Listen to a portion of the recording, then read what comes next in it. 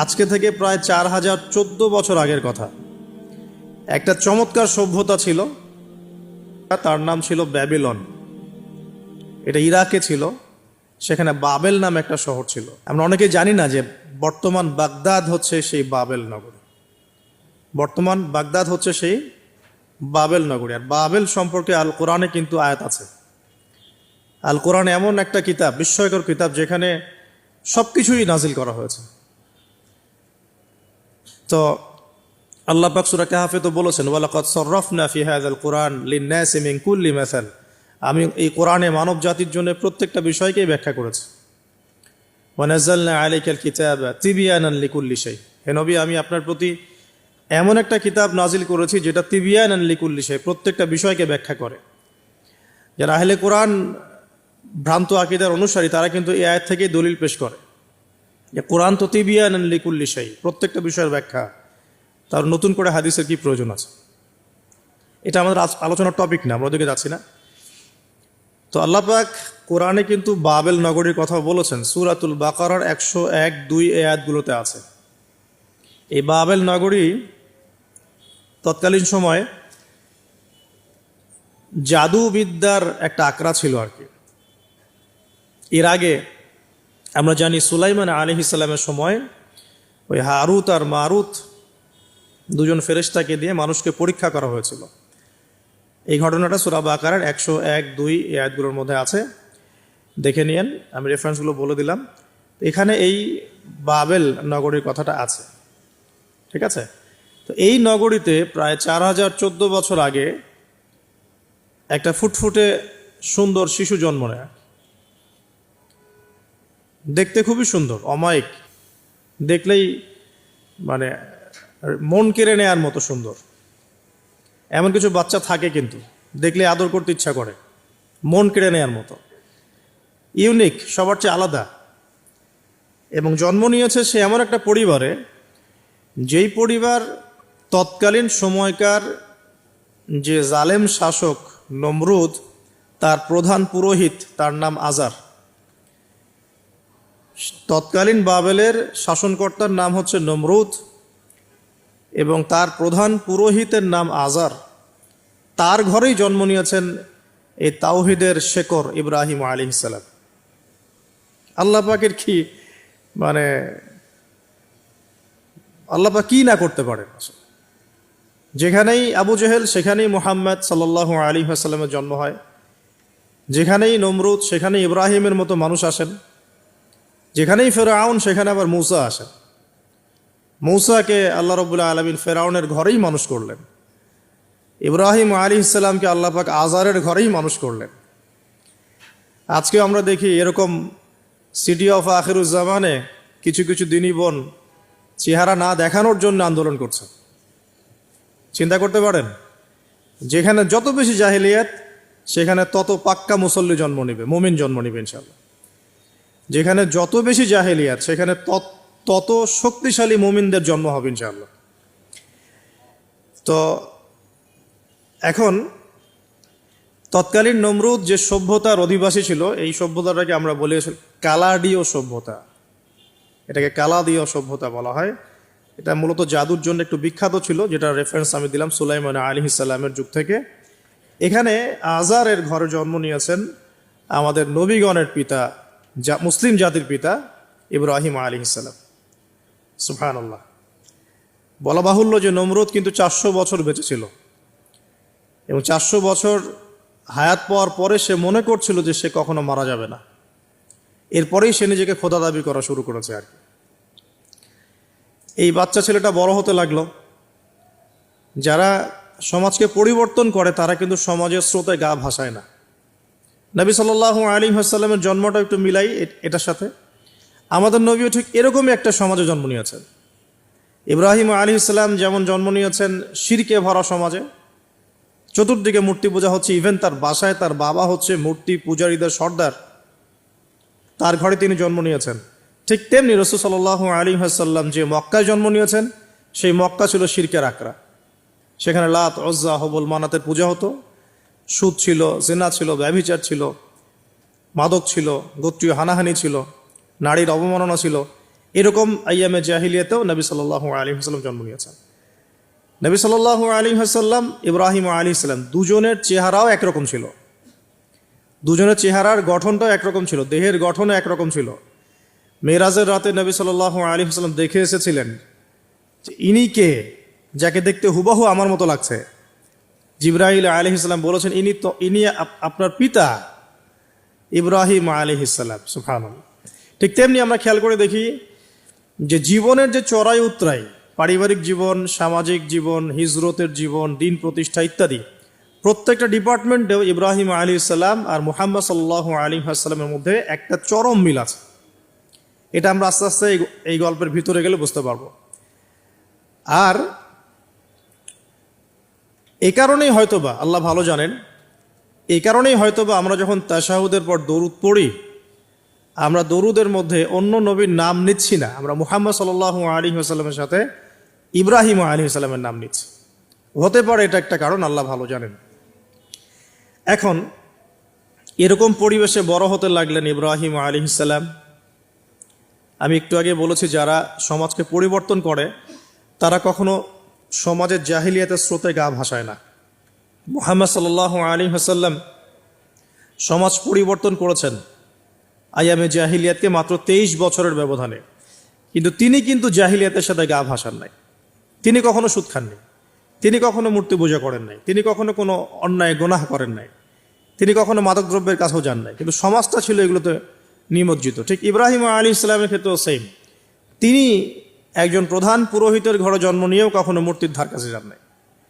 বরং একটু যখন বড় হচ্ছেন, একটু বড় বলতে ম্যাচিউরড, আমাদের টিকটক প্রজন্মের মতো না, এরা 20-30 বছর হয়ে গেল ম্যাচিউরড হয় না, বুদ্ধি প্রতিবন্ধী, বিকলাঙ্গ।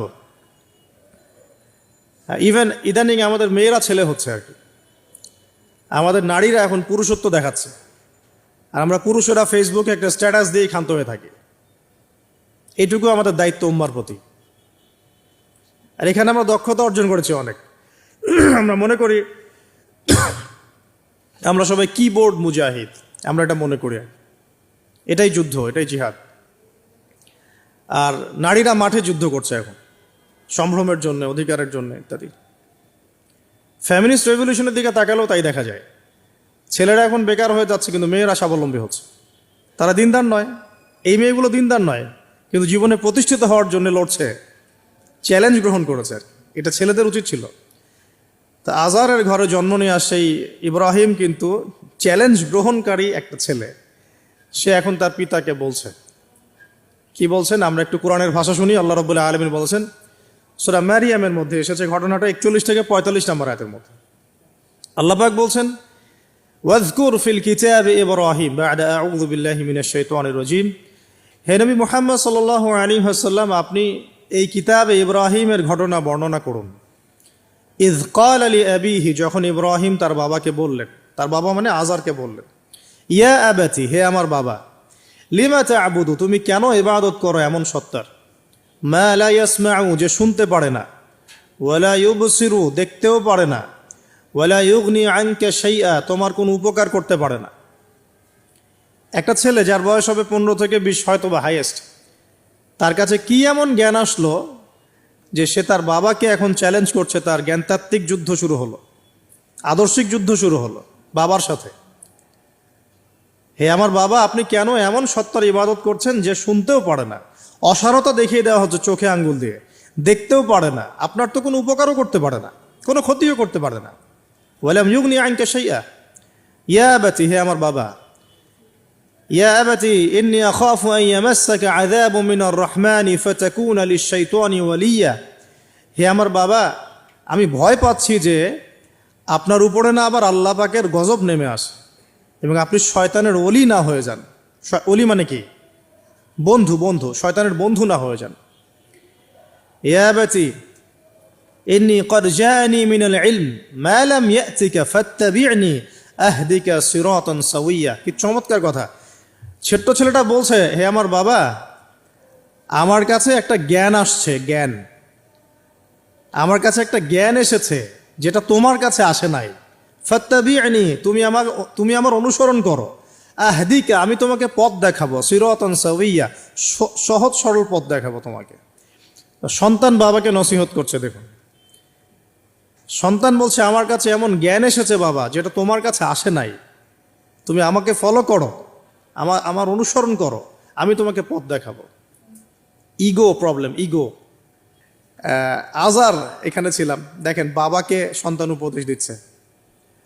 এবার বাবার উত্তরটা শোনেন। বাবা কেন গ্রহণ করলো না? বললাম প্রেস্টিজ ইস্যু। তুমি ছোট মানুষ হয়ে আমাকে এত বড় কথা বলো। হ্যাঁ, তখন বাবা বলছেন আনতা রাগিবুন আনতা আন আলিহাতিনা ইয়া ইব্রাহিম, হে ইব্রাহিম তুমি কি আমাদের ইলাহগুলো, উপাস্যগুলো থেকে মুখ ফিরাচ্ছ? তুমি কি আমাদের উপাস্যগুলো থেকে মুখ ফিরিয়ে দিচ্ছ? আনতা রাগিবুন আনতা আন আলিহাতিনা ইয়া ইব্রাহিম লা ইন লাম তানতাহি, যদি বিরত না হও, ঠিক যেমন থ্রেট আমাদেরকে করা হয়, যদি বিরত না হও, লা ইন লাম তানতাহি লা আরজুমান্নাকা লা ইন লাম তানতাহি লা আরজুমান্নাকা রাহজান মালিয়া। তিনি বলছেন যদি বিরত না হও তাহলে তোমার মাথাটা পাথর দিয়ে মেরে ফাটিয়ে ফেলবো। আরজুমান্নাকা মানে রজম করবো। রজম মানে কি? যে কোমর পর্যন্ত গেথে পাথর মারা, বিবাহিত পুরুষ জেনা করলে যেটা শাস্তি হয়। লা ইন লাম তানতাহি, যদি বিরত না হও, লা আরজুমান্নাকা রাহজান মালিয়া, দূর হও এখান থেকে বের হও হতভাগা, আমরা বলি না দূর হও এখান থেকে, ঠিক ওই রকম।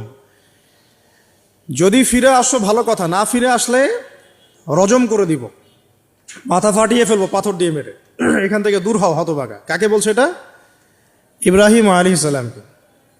এবার তিনি খুব নরম সরম মানুষ, শান্তিকামী মানুষ, তিনি বলছেন ক্বালা সালামুন আলাইক। এই সালামুন আলাইক কথাটা শিখে নেবেন, জীবনে অনেক ক্ষেত্রে কাজে লাগবে। সালামুন আলাইক মানে আপনার উপর শান্তি বর্ষিত হোক। যখনই আপনি কলিউশন অ্যাভয়েড করতে চাবেন, সালাম দিয়ে চলে আসতে হবে, সেটা পরিবারেও, সমাজেও, দিন প্রতিষ্ঠার ক্ষেত্রে। কেউ আপনাকে সমালোচনা করছে, গালিগালাজ করছে, গীবত তহমত করছে, আপনাকে নিয়ে এপিসোড বানাচ্ছে, মানে আপনি কি করবেন? প্রত্যেকটার কাউন্টার দিতে থাকবেন? তাহলে আপনার গোল নষ্ট হয়ে যাবে, আপনার গোল থেকে আপনি বিচ্যুত হয়ে যাবেন। এগুলো নিয়ে আপনাকে ব্যস্ত থাকতে হবে। তখন এগুলো নিয়ে উম্মাহ ব্যস্ত আছে বলেই এখন পর্যন্ত গোল অ্যাচিভ হয় নাই। আমরা এগুলো নিয়ে ব্যস্ত আছি বলেই এখনো গোল অ্যাচিভ হয় নাই। তো এই কারণে ইব্রাহিম আলাইহিস সালামের সুন্নাহ হচ্ছে সালামুন আলাইক, তোমাদের উপর শান্তি বর্ষিত হোক। হ্যাঁ, তবে যে জায়গাটাতে দালিলিকভাবে জ্ঞানতাত্ত্বিক যুদ্ধ করতে হবে সেটা করতে হবে, সেটা অন্য ইস্যুস। তো ইব্রাহিম আলাইহিস সালামকে পরিবার ছাড়তে হলো। পরিবার মানে তার মাকে ছাড়তে হলো, তার বাবাকে ছাড়তে হলো। তার কোনো অপরাধ আছে? ইব্রাহিম আলাইহিস সালামের কোনো অপরাধ আছে? না। এখন আমরা তো অনেক সময় মনে করি আমি তো নিরপরাধ, নির্দোষ, তাহলে আমার উপরেই কেন এরকম হচ্ছে? ইব্রাহিম আলাইহিস সালামের কোনো অপরাধ আছে? নাই। তাকে ঘর ছাড়তে হলো, বাড়ি ছাড়তে হলো, তার বাবা তাকে বের করে দিলেন। এখান থেকে লেসন নিয়ে নেন, আজকের প্রথম লেসন, যে আপনি আমি যদি হকের উপর থাকি, সর্বপ্রথম বাধাটা পরিবার থেকে আসতে পারে। কারণ সবার পরিবার একরকম না। এখনকার মেজরিটি সংখ্যক পরিবারগুলোই জাহেল, একদম জাহেল, বস্তুবাদী, জানোয়ারের মতো। মানে খাও দাও, সেক্সুয়াল সম্পর্ক, বিয়ে শাদী, সন্তান, এর বাইরে কিচ্ছু চিন্তা করতে পারে না। দুনিয়া আর দুনিয়া, এর বাইরে কিচ্ছু চিন্তা করতে পারে না। ইল্লা মাশা আল্লাহ, কিছু পরিবার আছে এর বাইরে, তাদের কথা আলাদা। সবাই তো আর ছোটবেলা থেকে আধ্যাত্মিক পরিবার পায় নাই, দিনই পরিবার পান নাই। আর এটার পরিমাণ দিন দিন কমেই আসছে। ম্যাক্সিমাম পরিবার এখন জাহান্নামের টুকরা আর কি। আল্লাহ পাক পরিবারকে বলেছেন জাহান্নাম থেকে বাঁচাও, কু আনফুসাকুম ওয়া আহলিকুম নারা। এখন ওই পরিবারই হয়ে গেছে জাহান্নামের টুকরা। আপনি দিনের পথে চলতে চাইলে প্রথম হোঁচটটা পরিবার থেকে খেতে পারেন। এটা ইব্রাহিম আলাইহিস সালামের জীবনেও যেমন হয়েছে, মুহাম্মদ সাল্লাল্লাহু আলাইহি ওয়াসাল্লাম জীবনে হয়েছে। ওই যে মিলাদ ছিলাম কিভাবে, তার ক্ষেত্রেও সেম। চাচারা শত্রু না? চাচারা শত্রু, আশপাশের মানুষ শত্রু। চাচা এসে বাড়ির সামনে খড়কুটা ফেলে দিয়ে যায়, চাচি এসে ময়লা আবর্জনা ফেলে দিয়ে যায়, কেউ গালি দেয়, কত সমস্যা। যখন নিজের মানুষরা আপনার এগেনস্টে চলে যায় তখন মনটা ভেঙে যাবে, স্বাভাবিক। কারণ নিজের